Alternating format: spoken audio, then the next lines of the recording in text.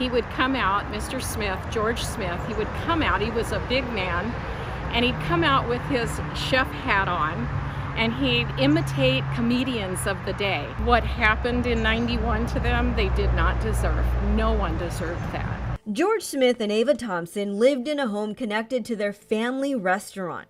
The building is no longer there. It was on Lavender Lane right off the highway in Prunedale. In 1991, both were murdered. George Smith was sitting at his desk doing some bookkeeping when the killer came up from behind and slashed his throat with a kitchen knife, according to a family account of the homicides. Thompson was 80 years old and immobile. She's believed to have fought for her life before she was killed, just like George. Homicide robbery is senseless. Neighbors in 1991 suspected George had something worth stealing. It's rumored there were gold coins and lots of $2 bills on the property.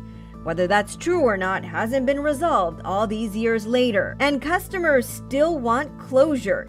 They thought they may have received it back in 2003 when the organization Citizens Against Homicide helped with a $50,000 reward. The billboard stood across the site of the old Smith restaurant. And I felt better that this case may be solved someday because of that.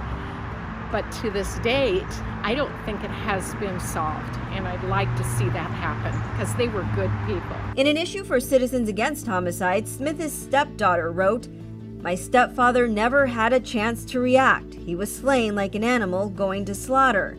We wait daily for some news. We pray that the sheriff's office once again submit evidence for DNA testing." Still, it's been 30 years since that Veterans Day homicide in Prunedale.